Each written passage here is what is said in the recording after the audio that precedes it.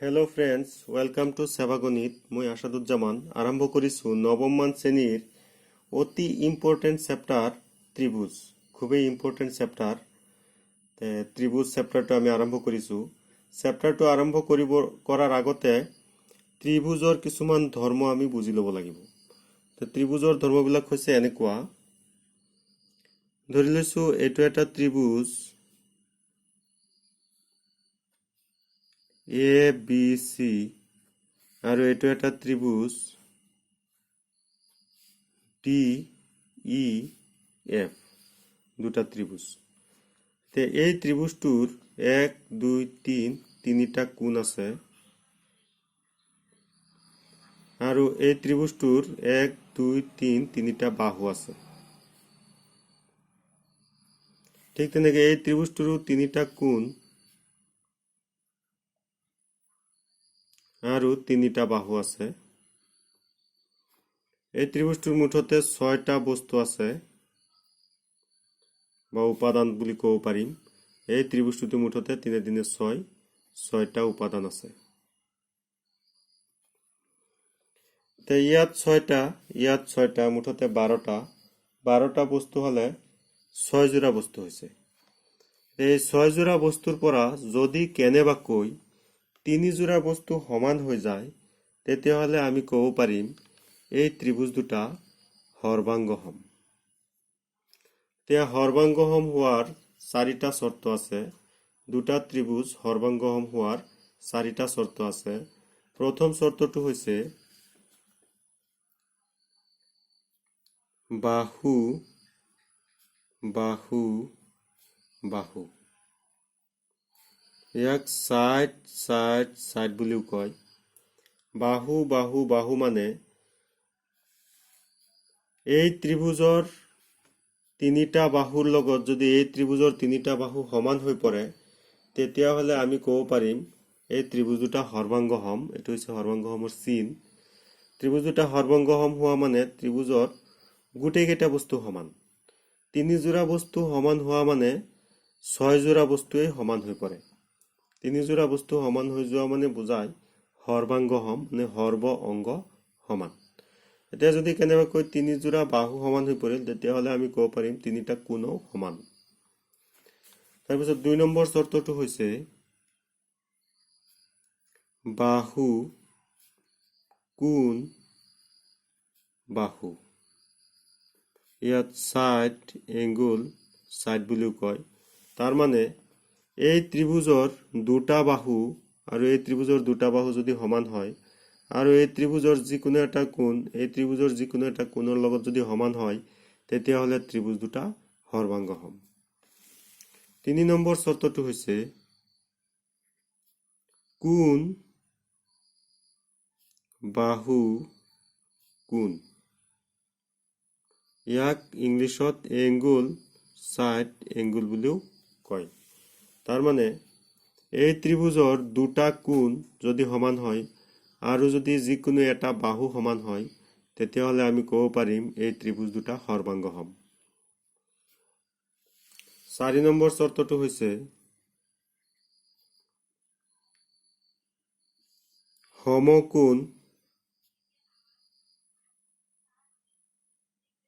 সমকোণ কৰ্ণ বাহু, ইংলিছত কয় ৰাইট এংগুল হাইপোটেনাছ সাইড। মানে সমকোণ মানে তোমালোকে জানা 90 ডিগ্ৰী। যদি কেনেবাকৈ এই ত্ৰিভুজত এটা 90 ডিগ্ৰী থাকে আৰু এই ত্ৰিভুজত এটা 90 ডিগ্ৰী থাকে আৰু এই ত্ৰিভুজৰ কৰ্ণ যদি সমান হয় আৰু যদি এই ত্ৰিভুজৰ এটা বাহু এই ত্ৰিভুজৰ এটা বাহুৰ লগত সমান হয়, তেতিয়াহলে ত্ৰিভুজ দুটা সৰ্বাংগসম বুলি আমি ক'ব পাৰিম। কৰ্ণ কাক কয়? 90 ডিগ্ৰীৰ সন্মুখত যিটো বাহু থাকে তাক কৰ্ণ বুলি কোৱা হয়। ধৰি লৈছো এই কোণটো 90 ডিগ্ৰী, তেতিয়াহলে এই বাহুটো হ'ব কৰ্ণ। আচ্ছা, ইয়াত চোৱা 4টা শৰ্তৰ ভিতৰত কোণ কোণ কোণ নাই, এংগুল এংগুল এংগুল শৰ্তটো নাই। যদি এই ত্ৰিভুজ দুটাৰ যদি তিনিটা কোণ সমান হয়, দুটা ত্ৰিভুজৰ যদি তিনিটা কোণ সমান হয়, তেতিয়াহলে ত্ৰিভুজ দুটা সৰ্বাংগসম নহ'বও পাৰে, সমান নহ'বও পাৰে। এইটো 10ত গ'লে পাবা যদি তিনিটা কোণ সমান হয় তেতিয়াহ'লে তাক সদৃশ ত্ৰিভুজ বুলি কোৱা হয়। সেই বিষয়ে তোমালোকে 10মান শ্ৰেণীত গৈ পাবা। তে সময় অতিবাহিত নকৰি জানিবলৈ, বুজিবলৈ, শিকিবলৈ আৰু পৰীক্ষাত ভাল নম্বৰ পাবলৈ 7.1 চেপ্টাৰটো আৰম্ভ কৰোঁ। আৰম্ভ কৰিছোঁ 7.1ৰ 1 নম্বৰ অংক। প্ৰশ্নটো বুজি লোৱা। চিত্ৰটো ইয়াত দিয়া আছে, কিন্তু সাধাৰণতে এনেকুৱা প্ৰশ্নৰ চিত্ৰ পৰীক্ষাত দিয়া নাথাকে। আমি প্ৰশ্নটো পঢ়ি বুজি লৈ তাৰ পৰা চিত্ৰটো আঁকি লৈ তাৰপিছতহে প্ৰমাণটো কৰিব লাগে। প্ৰশ্নটো বুজি লোৱা। চতুৰ্ভুজ ACBD AC সমান সমান AD আৰু AB এ এংগুল 1 সমদ্বিখণ্ডিত কৰে। AB এডাল ৰেখা আছে, এই ৰেখাটোৱে এংগুল 1 কোণক সমদ্বিখণ্ডিত কৰে, সমানে দ্বিখণ্ড কৰে। দেখুৱা যে ত্ৰিভুজ ABC সৰ্বাংগসম ত্ৰিভুজ ABD আৰু BC আৰু BD সম্পৰ্কে তুমি কি ক'বা? এতিয়া অংকটো কেনেকৈ কৰিব লাগিব চাই লোৱা। প্ৰথমতে আমি প্ৰশ্নটোত আছে চতুৰ্ভুজ ACBD। প্ৰথমতে আমি এনেকৈ চিত্ৰ এটা আঁকিম চতুৰ্ভুজৰ। মই চিত্ৰটো এনেকৈ আঁকিছোঁ। ACBD চিৰিয়েল হ'ব লাগিব। ACBD হয় এইফালৰ পৰা আহিব লাগিব, নহ'লে এইফালৰ পৰা ACBD হ'ব লাগিব। সাধাৰণতে এই সোঁফালৰ পৰাই এনেকৈ যোৱা হয়। চতুৰ্ভুজ ACBDত AC ইকুৱেল AD, এইটো হৈছে AC ইকুৱেল AD। AC বাহু আৰু AD বাহু সমান, এইটো প্ৰশ্নতেই দিয়া আছে। আৰু AB এ এংগুল 1 সমদ্বিখণ্ডিত কৰিছে। তোমালোকে এটা কোণ দেখিব পাৰিছা, এইটো এংগুল A। এই কোণটোক এডাল ৰেখা আঁকিছে AB ৰেখাটোৱে এংগুল 1 সমদ্বিখণ্ডিত কৰিছে। আমি এনেকৈ এটা ৰেখা আঁকিছোঁ AB ৰেখাটোৱে এংগুল 1 সমানে দ্বিখণ্ড কৰিছে, মানে এই কোণ আৰু এই কোণ দুটা সমান। এতিয়া প্ৰমাণ কৰা যে ত্ৰিভুজ ABC সৰ্বাংগসম ত্ৰিভুজ ABD। এনেকুৱা ধৰণৰ অংকবিলাক কৰিবলৈ হ'লে প্ৰথমতে বিশেষ সূত্ৰ লিখিব লাগে। বিশেষ সূত্ৰ হৈছে প্ৰশ্নটোত যিটো বস্তু দিয়া আছে সেই বস্তুটো লিখিব লাগিব, আৰু যিটো বস্তু প্ৰমাণ কৰিব লাগে সেই বস্তুটো আমি ইয়াত লিখি ল'ব লাগিব। তাৰ নামেই হৈছে বিশেষ সূত্ৰ। ইয়াত লিখিব লাগিব প্ৰশ্নৰ পৰা চাই যে চতুৰ্ভুজ ACBDত AC ইকুৱেল AD আৰু AB এ এংগুল 1 সমদ্বিখণ্ডিত কৰিছে।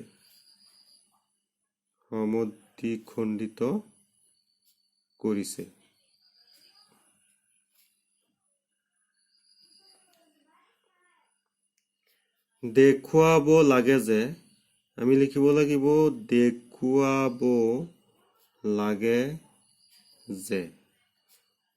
প্ৰশ্নত দিয়া আছে যে দেখুৱা যে, আমাক কৈছে দেখুৱাবলৈ। আমি ইয়াত লিখোতে লিখিব লাগিব দেখুৱাব লাগে যে। যিটো দেখুৱাব লাগে এইটো লিখিব লাগিব ত্ৰিভুজ ABC সৰ্বাংগসম ত্ৰিভুজ ABD, এইটো লিখিব লাগিব। বিশেষ সূত্ৰটো হৈ গ'ল। তাৰপিছত প্ৰমাণ, ইয়াত লিখিব লাগিব প্ৰমাণত যিটো ত্ৰিভুজ সৰ্বাংগসম দেখাব লাগে সেই ত্ৰিভুজ দুটা ইয়াত লিখি ল'ব লাগে যে ত্ৰিভুজ ABC এইটো আৰু ত্ৰিভুজ ABDৰ এতিয়া ভিডিঅ'ৰ আৰম্ভণিত যেনেকৈ মই কৈছিলোঁ যে তিনিযোৰা বস্তু সমান হ'লেই ত্ৰিভুজ দুটা সৰ্বাংগসম। এতিয়া আমি তিনিযোৰা বস্তু সমান দেখাম। ABC ত্ৰিভুজ হৈছে, এইটো হৈছে ABC ত্ৰিভুজ, আৰু ABD ত্ৰিভুজ হৈছে ABD, এইটো ABD ত্ৰিভুজ। ABC ত্ৰিভুজৰ AC বাহু আৰু ABD ত্ৰিভুজৰ AD বাহু সমান। আমি লিখি দিম AC ইকুৱেল AD। এই বস্তুটো ক'ৰ পৰা পাইছোঁ? প্ৰশ্নত দিয়া আছে, সেইকাৰণে আমি দিয়া আছে বুলি লিখিম। এক যোৰা বস্তু পাইছোঁ। তাৰপিছত এই এ বি চি ত্ৰিভুজটোত এই কোণ আৰু এ বি ডি ত্ৰিভুজত এই ত্ৰিভুজটোত এই কোণ সমান, এই কোণ আৰু এই কোণ সমান। এই কোণটোৰ নাম হৈছে C A B. Angle C A B সমান সমান এংগুল, এই কোণটোৰ নাম হৈছে D A B. D A B সমান, এইটো ক'ৰ পৰা পাইছো? এইটো প্ৰশ্নতে দিয়া আছিলে। আচলতে এনেকে দিয়া আছিলে যে এ বি এ এংগুল এক সমদ্বিখণ্ডিত কৰে, সমদ্বিখণ্ডিত কৰে, এইটো প্ৰশ্নত দিয়া আছিলে। দুই যোৰা বস্তু পাইছো, আৰু এক যোৰা লাগে। আৰু এটা চোৱা, এ চি বি ত্ৰিভুজটো ললে এই ত্ৰিভুজটোত এ বি বাহু আছে। আকৌ এ বি ডি ত্ৰিভুজটো ললে এই ত্ৰিভুজটোতো এ বি বাহু আছে। গতিকে দুয়োটা ত্ৰিভুজতে এ বি আছে। গতিকে আমি ইয়াত লিখিব পাৰিম A B equal A B. আৰু যিহেতু এই বাহু দুটা ত্ৰিভুজতে আছে, গতিকে এই বাহুটোক কোৱা হ'ব সাধাৰণ বাহু। যিটো বাহু দুটা ত্ৰিভুজত থাকে সেই বাহুটোক সাধাৰণ বাহু বুলি কোৱা হয়। আৰু যিটো কোণ দুটা ত্ৰিভুজত থাকে সেই কোণটোক সাধাৰণ কোণ বুলি কোৱা হয়। এতিয়া 1 2 3 যোৰা বস্তু সমান পাইছো। গতিকে এই ত্ৰিভুজ দুটা সৰ্বাংগসম হৈছে। গতিকে লগে লগে ওপৰৰ পৰা চাই ইয়াত লিখি দিলেই হ'ল ত্ৰিভুজ A B C সৰ্বাংগসম ত্ৰিভুজ A B D. আৰু এই ত্ৰিভুজ দুটা কোনটো চৰ্তমতে সৰ্বাংগসম হৈছে? এইটো হৈছে বাহু, এইটো কোণ, এইটো বাহু। ইয়াত লিখি দিম বাহু কোণ বাহু। এই বাহু কোণ বাহু চৰ্ত সাপেক্ষে এই ত্ৰিভুজ দুটা সৰ্বাংগসম হৈছে। তো অংকটো হৈ গ'ল। কিন্তু প্ৰশ্নটোত আৰু এটা কথা সন্নিবিষ্ট আছে যে বি চি আৰু বি ডি সম্পৰ্কে তুমি কি ক'বা? বি চি আৰু বি ডি সম্পৰ্কে তুমি কি ক'বা? এইটো হৈছে বি চি, এইটো হৈছে বি ডি। এতিয়া এই ত্ৰিভুজ দুটা ললে এই ত্ৰিভুজৰ এ চিৰ লগত এই ত্ৰিভুজৰ এ ডি সমান, এই ত্ৰিভুজৰ এ বিৰ লগত এই ত্ৰিভুজৰ এ বি সমান। গতিকে এই ত্ৰিভুজৰ চি বিৰ লগত এই ত্ৰিভুজৰ পি ডি সমান হ'ব। আৰু যিহেতু ইয়াত এই ত্ৰিভুজ দুটা সৰ্বাংগসম হৈছে, গতিকে আমি লিখিব পাৰিম এই ত্ৰিভুজৰ বি চি এতেকে বি চি আৰু এই ত্ৰিভুজৰ বি ডি সমান।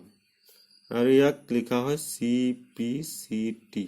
চি পি চি টি মানে হৈছে কনগ্ৰুৱেন্স পাৰ্ট অফ কনগ্ৰুৱেন্ট ট্ৰাইংগুল। এতিয়া কনগ্ৰুৱেন্ট পাৰ্ট অফ কনগ্ৰুৱেন্স ট্ৰাইংগুল মানে সমান সমান ত্ৰিভুজৰ সমান সমান বাহু। এতিয়া আমি ইংলিছত শৰ্টকে এনেকে লিখিম চি পি চি টি। অংকটো হৈ গৈছে। অংকটো প্ৰথমৰ পৰা আকৌ এবাৰ ভালদৰে চাই লোৱা আৰু বুজি লোৱা, তাৰপিছত বহীত নোট কৰি ল'বা। এনেকুৱা অংক শিকাটো খুবেই দৰকাৰী, এনেকুৱা অংক শিকাটো অনিবাৰ্য, আৰু এনেকুৱা অংক পৰীক্ষাত খুবেই আহি থাকে। আশা কৰোঁ ছাত্ৰ ছাত্ৰীয়ে অংকটো বুজি পাইছে। সময় অতিবাহিত নকৰি 7.1ৰ আৰু এটা অংক 3 নম্বৰ অংকটো আলোচনা কৰিম। প্ৰশ্নটো ভালদৰে বুজি লোৱা। চিত্ৰটো ইয়াত দিয়া আছে, পৰীক্ষাতটো চিত্ৰ দিয়া নাথাকে। প্ৰশ্নটো পঢ়ি চিত্ৰ কেনেকৈ আঁকিব লাগিব চোৱা। যে এডাল ৰেখাখণ্ড এ বি লৈ টনা এ ডি আৰু বি চি দুডাল সমান লম্ব। এডাল ৰেখাখণ্ড আঁকিব লাগিব প্ৰথমতে এ বি, আৰু সেই এ বিত দুটা লম্ব টানিব লাগিব এ ডি আৰু বি চি, আৰু সেই লম্ব দুটা সমান হ'ব লাগিব। এতিয়া দেখুওৱা যে চি ডি এ বিক সমদ্বিখণ্ডিত কৰে। দেখাব লাগিব চি ডি এ বি ৰেখাটোক সমানে দুই খণ্ড কৰে। এইটো আমি দেখাব লাগিব। অংকটো কেনেকৈ কৰিব লাগিব আৰু চিত্ৰটো কেনেকৈ আঁকিব লাগিব চাই থাকা। এডাল ৰেখাখণ্ড এ বি লৈ আমি প্ৰথমতে এডাল ৰেখাখণ্ড আঁকিছো এনেকে এ বি। কিতাপত দিয়া চিত্ৰটোৰ নিচিনা নহ'ব, মই অলপ বেলেগ ধৰণে সহজকৈ আঁকিছো। এ বি এডাল ৰেখাখণ্ড আঁকিছো, আৰু এ বি লৈ টনা এ ডি আৰু বি চি দুডাল সমান লম্ব। এইটো এটা লম্ব টানিছো এ ডি, মানে ইয়াত 90 ডিগ্ৰী হ'ব লাগিব, তাকে লম্ব বোলে। আৰু এইফালে এটা লম্ব টানিছো বি চি, ইয়াত 90 ডিগ্ৰী। আৰু এডি আৰু বিসি সমান, এডি আৰু বিসি সমান, আৰু এই দুটা 90-90। এতিয়া প্ৰমাণ কৰিব লাগিব চি ডিয়ে এনেকে চি ডি যদি সংযোগ কৰো, চি আৰু ডি যদি এনেকে সংযোগ কৰো, চি ডিয়ে এ বি যিডাল ৰেখা আছিলে এ বি ৰেখাটোক দুটা খণ্ড কৰিছে, এটা খণ্ড ধৰি লৈছো এ অ আৰু এটা খণ্ড বি অ। এতিয়া আমি দেখাব লাগিব এই খণ্ড দুটা সমান বুলি আমি দেখাব লাগিব। যে কেনেকে কৰিম চোৱা অংকটো। ইয়াত দুটা ত্ৰিভুজ আছে, দুটা ত্ৰিভুজ যদি আমি সৰ্বাংগসম দেখুৱাব পাৰো তেতিয়াহ'লে এই খণ্ড দুটা সমান হৈ পৰিব। আমি দেখাব লাগিব এ অ ইকুৱেল বি অ, এ অ ইকুৱেল বি অ, এই বস্তুটো আমি প্ৰমাণ কৰি দেখুৱাব লাগিব। লাষ্টত গৈ পেলাই এই বস্তুটো পাব লাগিব। গতিকে এই বস্তুটো আমি ইয়াত লিখিব নোৱাৰিম, তিনিযোৰা বস্তু যে লিখিব লাগিব তাত আমি লিখিব নোৱাৰিম। এতিয়া অংকটো আৰম্ভ কৰিছো। প্ৰথমতে বিহে সূত্ৰ লিখিব লাগিব। বিহে সূত্ৰ তোমালোকে নিজে লিখি ল'বা প্ৰশ্নৰ পৰা চাই। প্ৰশ্নত যেনেকে দিয়া আছে তেনেকে লিখিলেই হ'ল। মই এবাৰ মাতি দিছো কেনেকে লিখিব লাগিব। বিহে সূত্ৰত এনেকে লিখিব লাগিব যে এডাল ৰেখাখণ্ড এ বি লৈ টনা এ ডি আৰু বি চি দুডাল সমান লম্ব। দেখুৱাব লাগে যে চি ডিয়ে এ বিক সমদ্বিখণ্ডিত কৰে। এইখিনি হৈছে তোমালোকৰ বিহে সূত্ৰ। তাৰপিছত আহিব প্ৰমাণ।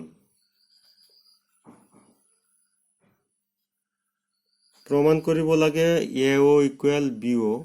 আমি চিধা চিধি এ অ ইকুৱেল বি অ প্ৰমাণ কৰিব নোৱাৰিম। আমি প্ৰথমতে এই ত্ৰিভুজ দুটা সৰ্বাংগসম দেখুৱাই ল'ম। ত্ৰিভুজ এ অ ডি, এই ত্ৰিভুজটো লৈছো এ অ ডি, আৰু এই ত্ৰিভুজটো লৈছো বি অ চি, ত্ৰিভুজ পি অ চিৰ। এতিয়া এই ত্ৰিভুজ দুটাৰ তিনিযোৰা বস্তু সমান দেখুৱাম।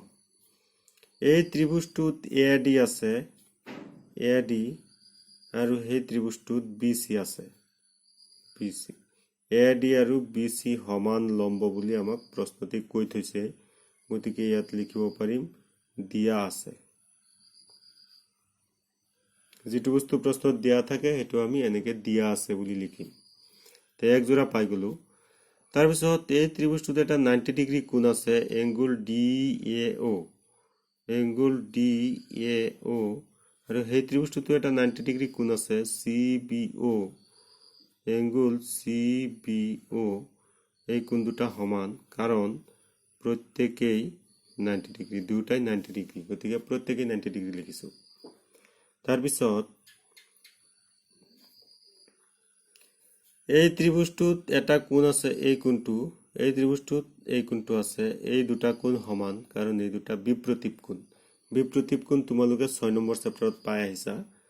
গতিকে বিপ্ৰতীপ কোণ সদায় সমান হয়। এই কোণটোৰ নাম হৈছে এ অ ডি, এংগুল এ অ ডি সমান সমান হ'ব এই কোণটো এংগুল চি অ বি, এংগুল চি অ বি। এই দুটা হৈছে বিপ্ৰতীপ কোণ, সেইকাৰণে এই কোণ দুটা সমান হৈছে। 1 2 3 যোৰা বস্তু সমান পাইছো। এই ওপৰৰ পৰা চাই এই লাইনটো লিখি দিম এনেকে।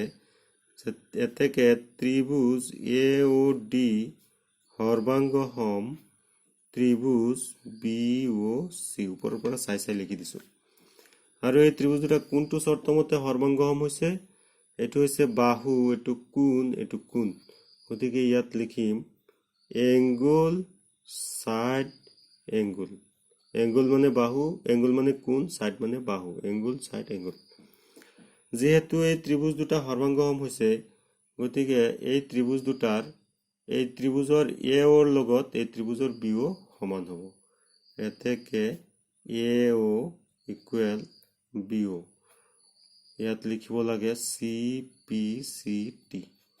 যেহেতু এ অ ইকুৱেল বি অ হৈছে তাৰ মানে আমি ক'ব পাৰো চি ডিয়ে এ বি যিটো ৰেখাখণ্ড আছিলে সেই ৰেখাখণ্ডটোক সমানে দুই খণ্ড কৰিছে। এ অ ইকুৱেল বি অ হৈছে। এতেকে চি ডিয়ে এ বিক সমদ্বিখণ্ডিত কৰে। সমদ্বিখণ্ডিত কৰে।